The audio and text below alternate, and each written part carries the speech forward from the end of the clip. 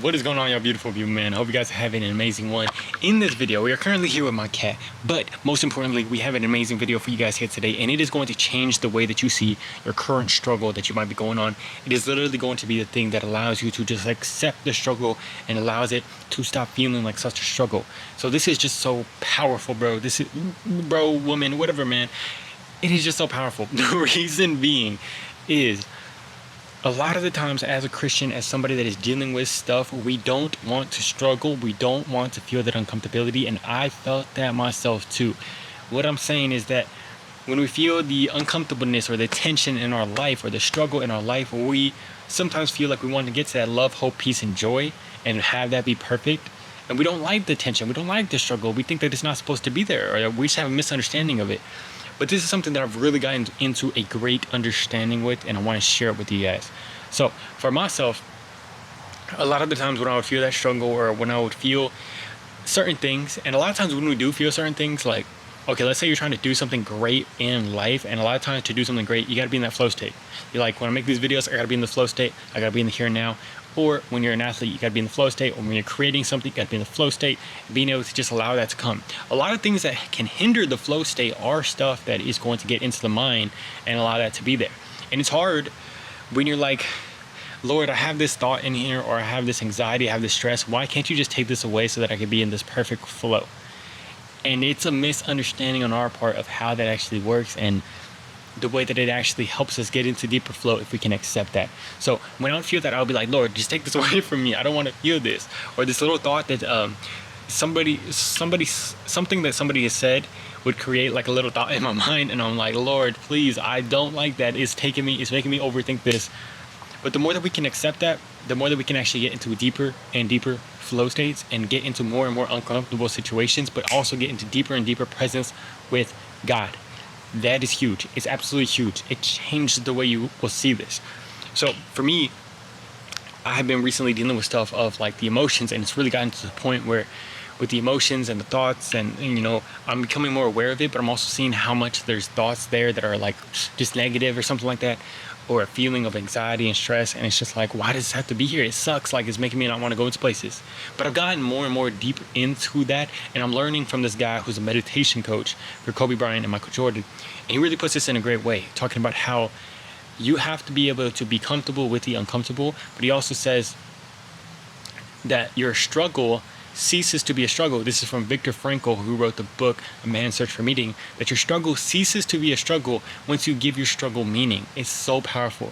Once you accept that, if you can accept the struggle, accept the feelings, accept the thoughts that might be negative, that might be pulling you away, that might be hard to deal with, if you can accept them and continue to move with them and be in the eye of the storm, with that, it's powerful, because all of a sudden it ceases to be a struggle pretty much, because you know you have meaning for that thing and you want to continue to dive into stuff even if it does continue to have that struggle. So here's an example.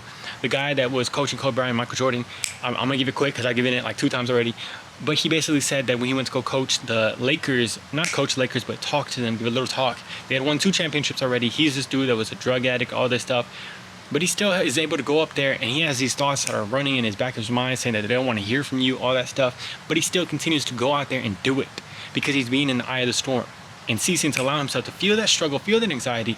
And also, he did it with a freaking TED Talk too. He was doing a TED Talk and he felt like nervous. He felt like he was shaking, and he didn't want to feel that. But once he put meaning into it and he allowed himself to remember something from that book, which was that you have to go into the fear, stop denying the fear, go into the fear and accept the fear and do it with the fear. And he was like, okay, I'm shaking right now and I'm afraid to be shaking when I go up on this Toastmasters. He was like, I'm just going to be up there and I'm going to go up there and be a shaking buffoon if I have to. And once he accepted that, all of a sudden the shaking went away. Now this is powerful, because what it basically tells us is if we can accept the struggle that God has put in our life, that we have in our life, the struggle, the anxiety, the stress, the thoughts, we can continue to put ourselves into better and better more and more uncomfortable situations and do better and better things out there in the world. Now, this is something that I dove even deeper into that I'm gonna share with you guys right now, because I was like, wow, like that's literally just so powerful. And for me, it was just literally the best thing ever, man. It was literally the best thing ever. And when I realized this, so yesterday when I realized this, I was like, damn, like this is so amazing. I went to go look up a Bible verse on this, like Bible story on this, and I found the story of, I completely forgot the name of the guy, but he's basically somebody that is dealing with a thorn in his flesh. He's dealing with a thorn in his flesh, and he asked God to take it away 3 times, but God does not take it away. God does not take away this thorn in his flesh. He's like, it's annoying me. It's right here in my flesh. Please just remove it, Lord. I would be able to move so much more free with this thing. But the Lord tells him, he doesn't remove it. He tells him, for my grace is sufficient for you. For my power is made perfect in weakness. So damn powerful. For my power is made perfect in weakness. Now, this is something I've heard over and over, and I've been like thinking about it, but this really made me understand it. And for me, it's basically just saying that God doesn't want us to have to always remove this stuff. We have to continue to move even with a thorn in our flesh. And that could be many different things. Because even in this moment, even in that moment when I was reading that and I was diving into that story again, and remember the thorn in the flesh. My girlfriend was there and she was telling me about something. And one of the things that she had said about somebody had made me think about something that was like kind of a worrisome thought on my end, or a thought of like, you know, the self-conscious thought that it created. And it was a self-conscious thought of like, oh shoot, like, is that how this, they might be viewing me in a certain way, something like that. It created that, okay? So it created that. And I was like, I felt it, and I felt the self-consciousness there, and the feelings, the sensations that you get when you feel something like that. And it's like, oh shoot, like this is gonna be something that's gonna be there. Like it's gonna be hard to continue to move with that, or to like not be thinking about that. That's something that I'm gonna be thinking about. But this is so powerful because it reminded me, it was literally perfect for this damn story. And it's like, Lord, I am okay with that thorn in my flesh. For me, that's a thorn in my flesh. A thought like that, something as simple as that, can be like, I'm trying to record a video and it can take me out of the flow state. Or I'm going somewhere and I'm only going to be thinking about that, and it can take me out of the flow state or make me not even want to go anywhere. But I'm like, Lord, I'm going to continue to do this, not because I'm strong, not because I'm amazing, but because your grace is sufficient for me, for your power is made perfect in weakness. And it just released me and allowed me to accept that thought might be there for a while. And if it is, it's okay. I'm going to continue to move because I have the grace of the Lord. And that was so damn powerful. So damn powerful. Because in the past, it would have been like, questioning God, like, why did that have to happen? Why did this have to happen? But I've had that happen to me enough where something like that happens and it feels like it's a setback, but it actually ends up catapulting you into a greater, deeper presence with God. And that is what we are doing, man. So you might have a thorn in your flesh right now. You might have something that is holding you back. You feel this anxiety, this stress, this negativity, and you do not need to remove that thing completely right now for you to continue to move and do about your thing, man.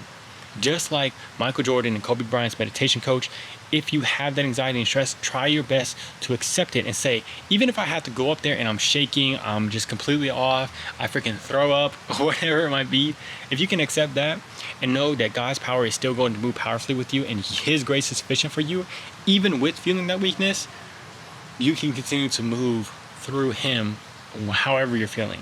And the end of that verse also says, for when I am weak, I am strong. Yeah, for when I am weak, I am strong. And it's just saying that sometimes when we feel so strong on our side because we have like strength and we just feel like, oh, it's all us, we're just so strong and all this stuff. We're actually not strong, we're actually weak because it's relying on our own power instead of the grace of God. But when we feel weak like this, when we feel like this is something so small and it's getting into my mind, I thought I was strong. And I've had multiple of these happen over these past 2 weeks. Like, it's just a small little thought and it's like, damn, like that really affected me that much? That's really gonna get into my psyche like that? But when we are weak like that, we are actually strong, because then it's like, I'm realizing now I'm continuing to move even with that thing. I'm continuing to do stuff and I'm not allowing that to stop me from going out there doing stuff. And that is when you are the most strong, because you're not relying on your strength, you're relying on the strength of God and the heavenly sent strength that he has given you, the grace that he has given you. And his grace is going to carry that cross for you. It's going to carry the burden. And you don't need to do much for that. And if you cast all your burdens onto him, he will sustain thee. I love you guys very much, man. Hope you guys have an amazing one. Say goodbye to my beautiful cat. She says goodbye to you guys, man. Hope you guys have an amazing one. Talk to you on the next video. Peace.